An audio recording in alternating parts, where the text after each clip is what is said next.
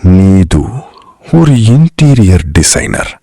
அதே சமயம் தன் அப்பாவின் பிசினஸையும் கவனித்து வந்தாள். அப்படி இருக்கும்போது ஒரு நாள் தன் கிராமத்தில் இருக்கும் பழைய வீட்டுக்குச் சென்று சில நாட்கள் தங்க வேண்டும் என்று அவளுக்கு தோன்றியது. சிறு வயது நினைவுகள் நிறைந்த அந்த வீட்டில் ஒரு வாரம் கழிக்க முடிவு செய்து அவள் அங்கே கிளம்பினாள். அந்த வீடு பழைய ஓடு வீடு. சுற்றிலும் யாரும் வசிப்பதில்லை. சிறிய வீடு மட்டும். முதல் பார்வையிலேயே பயத்தை உண்டாக்கும் சூழல். ஆனால் சிறுவயது நினைவுகள் அவளை மகிழ்ச்சியுடன் அந்த வீட்டுக்குள் அழைத்துச் சென்றது.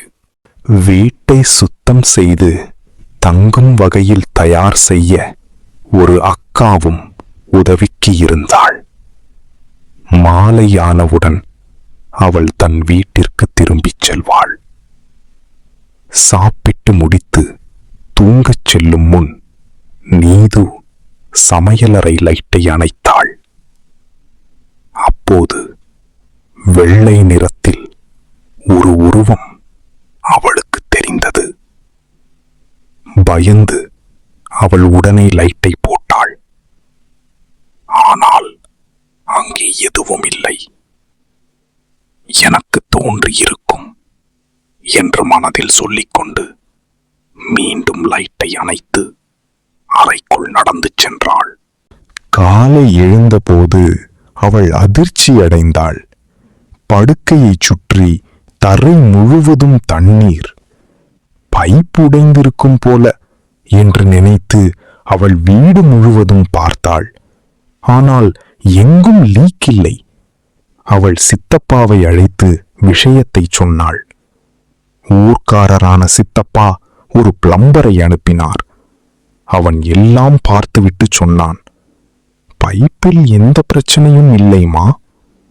அதை கேட்ட சித்தப்பா சிரித்தார்.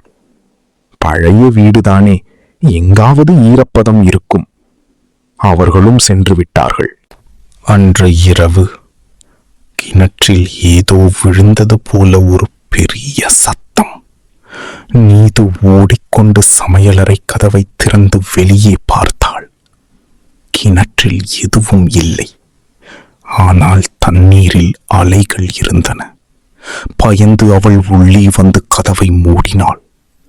அறைக்கு செல்லும் போது அவள் முன்னால் தண்ணீரால் உருவானது போல ஒரு வெள்ளை உருவம் கடந்து சென்றது. நீது பயந்து அறைக்குள் ஓடினாள். நள்ளிரவு. தண்ணீர் துளி விழும் சத்தம். தப் தப் தப்.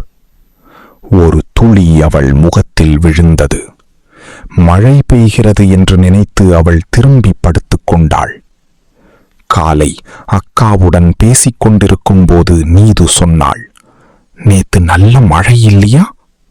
அக்கா ஆச்சரியமாக பார்த்தாள். இல்லம்மா, நேத்து மழையே இல்லை. அதை கேட்டதும் நீதுவின் மனதில் பயம் ஓறியது. அவள் அம்மாவுக்கு வீடியோ கால் செய்தாள்.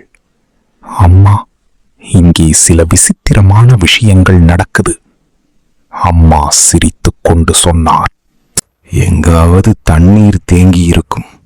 பழைய வீடுதானே. அவளும் அதை விட்டுவிட்டாள். அன்று இரவு கிளையண்டின் வேலையை செய்து கொண்டிருந்த போது சமையலறை கதவில் யாரோ தட்டும் சத்தம். தக் தக் தக். முதலில் பயந்தாலும் நீது தைரியமாக சமையலறை நோக்கி நடந்தாள். கதவை திறக்க பயந்த அவள் சிறிய இடைவெளியில் வெளியே பார்த்தாள். அங்கே தண்ணீரில் நனைந்த ஒரு பெண் உருவம். முடியும் உடையும் முழுவதும் நனைந்திருந்தது. அவள் கதவை தட்டிக் கொண்டிருந்தாள். நீது பயந்து அறைக்குள் ஓடி கதவை பூட்டிக் கொண்டாள். அக்காவை அழைக்க முயன்றாள். ஆனால் போன் இணைக்கவில்லை. கதவை தட்டும் சத்தம் இன்னும் பலமாகியது. பிறகு திடீரென அது நின்றது. அதற்கு பிறகு கேட்டது ஒரு பெண்ணின் அழுகை. நீது பயத்தில் கட்டிலில் உட்கார்ந்தபடியே இரவு முழுவதும்